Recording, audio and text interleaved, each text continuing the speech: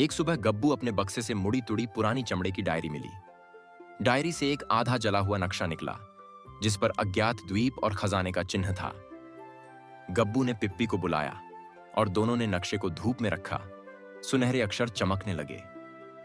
पिप्पी ने कहा, गब्बू, यह यात्रा खतरनाक है। पर गब्बू हंस पड़ा।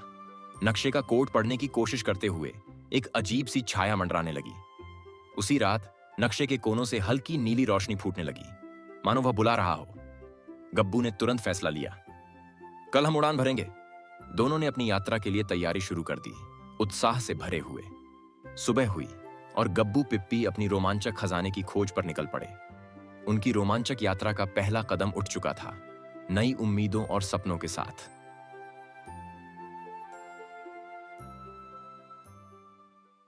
गब्बू और पिप्पी ने अपने विमान में रस्सी, ऑक्सीजन, पानी और नक्शे का सामान रखा।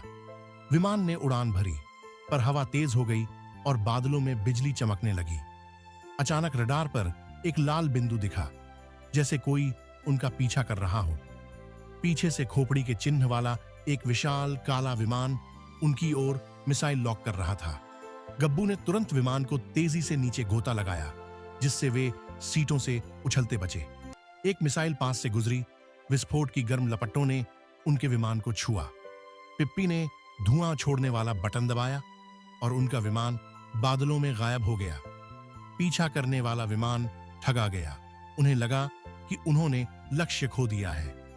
बादल छटे तो सामने नीला समुद्र और दूर एक रहस्यमय द्वीप की आकृति थी। उन्हें नहीं पता था कि पीछा करने वाले सिर्फ शुरुआत थे और आगे बड़े खतरे हैं।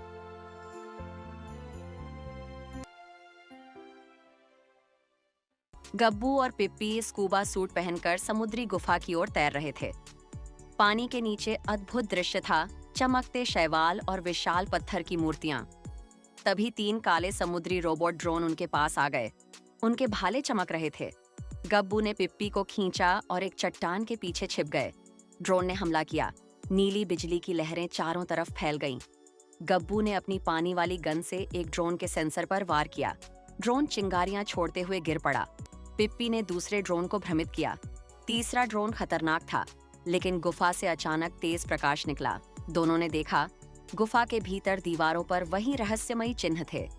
उनका दिल जोरों से धड़क रहा था। वे सही रास्ते पर थे।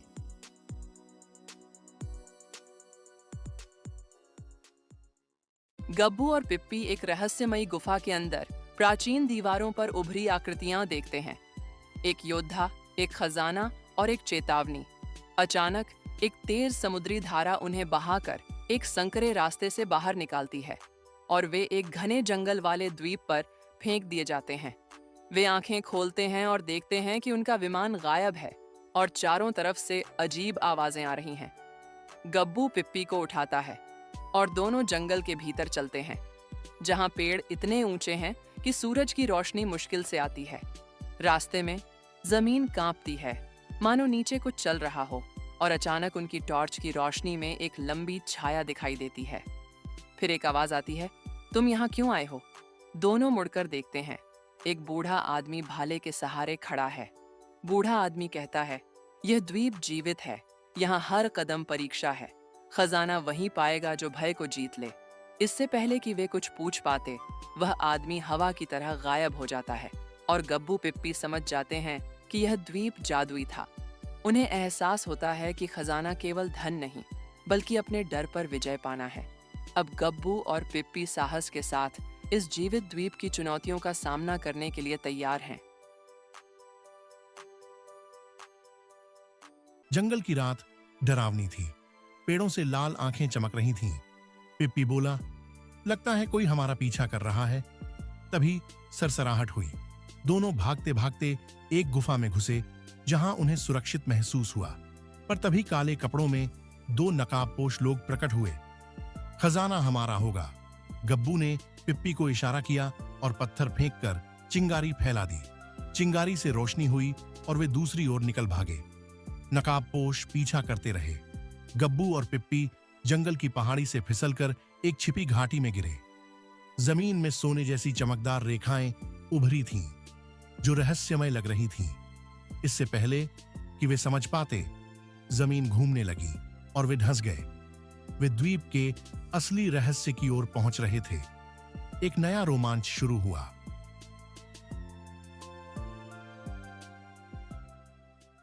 गिरने के बाद गब्बू और पिप्पी खुद को एक सुनहरे भूमिगत महल में पाते हैं। बीच में एक पत्थर का द्वार था जिस पर लिखा था, साहस ही कुंजी है। अचानक नकाबपोश लोग आ गए और उन्होंने द्वार खोलने की धमकी दी। द्वार से तेज गूंज निकली और पत्थरों ने खुद ब खुद हिलना शुरू किया। जमीन कांपी और द्वार से सोने की रोशनी फैल गई। गब्बू ने पिप्पी को आगे बढ़ाया, लेकिन द्वार ने सिर्फ उन्हें ही भीतर जाने दिया। नकाबपोश लोग बाहर गिर गए, मानो कोई अदृश्य ढाल उन्हें रोक रही हो। अंदर उन्हें एक प्राचीन कक्ष मिला जहां क्रिस्टल का दिलाकार खजाना था। जैसे ही पिप्पी ने उसे छुआ, पूरा कमरा चमक उठा और द्वीप गड़गड़ाने लगा। लेकिन यह खुश होने का समय नहीं था। बाहर दुश्मन फिर हमला करने वाले थे।